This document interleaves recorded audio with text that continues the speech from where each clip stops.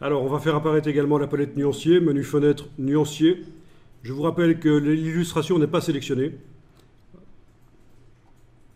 Alors, dans le nuancier, vous pouvez choisir une couleur ou l'autre et vous voyez qu'elle arrive là.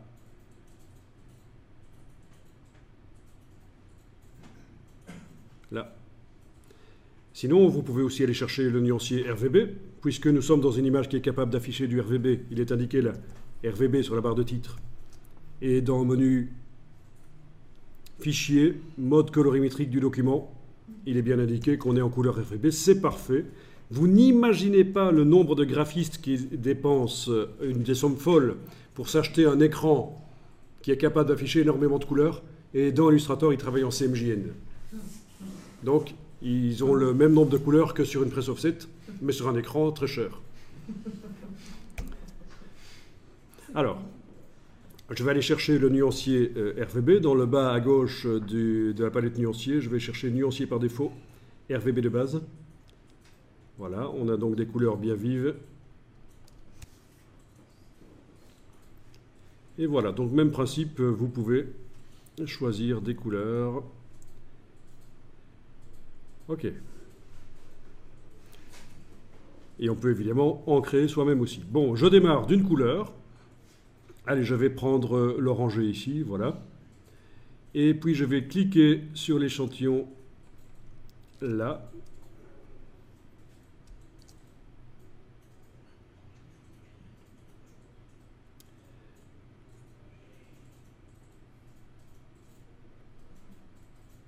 Non, en fait, il n'y a pas besoin de cliquer.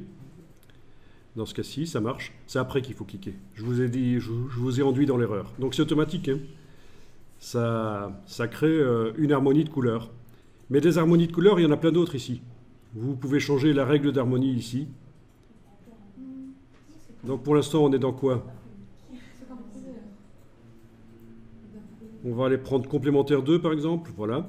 Donc par rapport à la couleur que vous choisissez, il vous fait l'harmonie complémentaire. Donc du rouge, ça donne du vert. Du jaune, ça donne du mauve violet, là, du violet. Et du bleu, ça donne de l'orangé, etc. Donc ça marche bien, c'est une complémentaire. On dirait que ça va. Hein. Sinon, il y en a plein d'autres. Les triadiques, etc. Donc c'est un peu comme en musique, il y a différentes harmonies possibles. Différentes gammes possibles.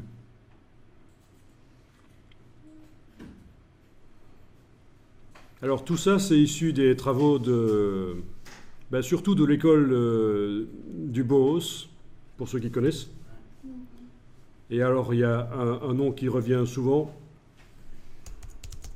c'est Eaton. Voilà.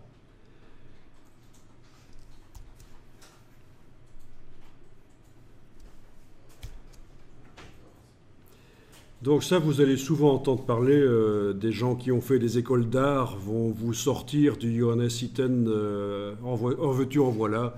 C'est un signe de reconnaissance. Hein. Si quand ils vous parlent d'Itten, vous ne connaissez pas, vous êtes catalogué comme ignorant.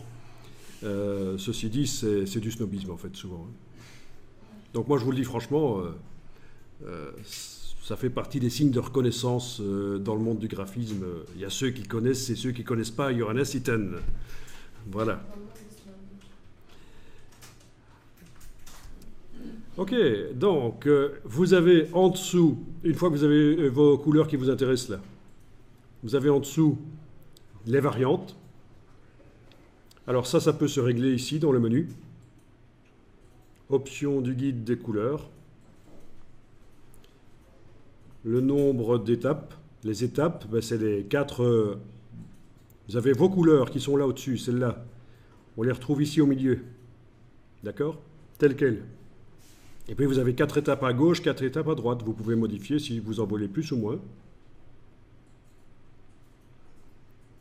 Les variations, si vous voulez que ça varie plus ou moins. Donc là, si je mets à 0, il n'y a aucune variation. On a les mêmes couleurs partout, on dirait. Vous voyez, si on regarde en horizontal, chaque couleur. Et à 100%, il y en a plus de variations. Voilà, donc c'est comme ça que ça fonctionne. Ensuite, ça c'est les teintes et les ombres, mais on a aussi les chaudes et les froides, comme ça. Et les vives et éteintes. Saturées, non saturées, quoi. Donc c'est vous qui voyez ce qui vous intéresse. Je vais repasser en teinte et ombre. Bon, une fois que vous avez ça, qu'est-ce qu'on en fait? Ben, il va falloir sélectionner parmi toutes ces couleurs celles qui vont faire partie de votre groupe de couleurs. Oui, il faut enfoncer la touche contrôle. Tiens, c'est bizarre pour la première. Normalement, ça doit la sélectionner chez vous. Ça sélectionne quand vous cliquez sur une première là. Oui, ça en sélectionne une. Alors que vous voyez que chez moi, quand je clique, ça ne sélectionne pas. Hein? On voit un rectangle qui apparaît et puis non. Donc moi, je dois enfoncer la touche contrôle pour que ça reste dès le départ. Enfin voilà, vous sélectionnez différentes couleurs qui vous intéressent dans cette gamme. Voilà. Donc menu ici, enregistrer les couleurs comme nuance. Et les voilà, on a un groupe. Je vais sélectionner l'illustration là et aller dans édition, modifier les couleurs, redéfinir les couleurs de l'illustration. Et on sait que si on sélectionne le groupe de couleurs qui est là, ça va appliquer les couleurs, voilà, à l'illustration qui est derrière. Et bien sûr, ça n'arrive peut-être pas au bon endroit, donc j'utilise les icônes ici pour intervertir. Ah, pas mal ça.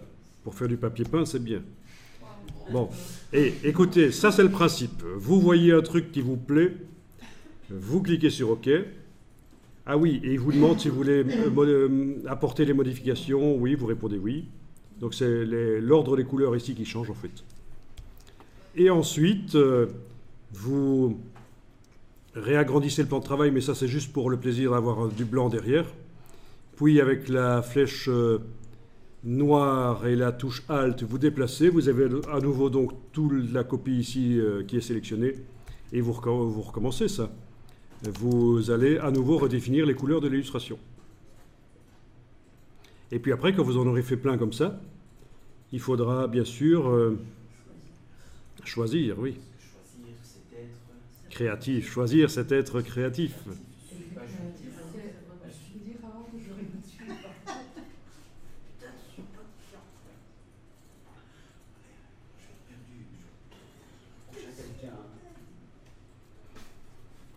Là, c'est pas toujours évident. Hein.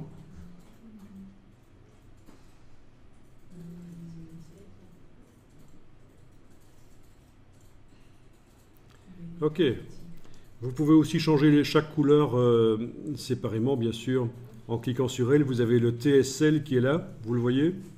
Teinte, saturation, luminosité. Ça, c'est des petits ajustements si vous voulez.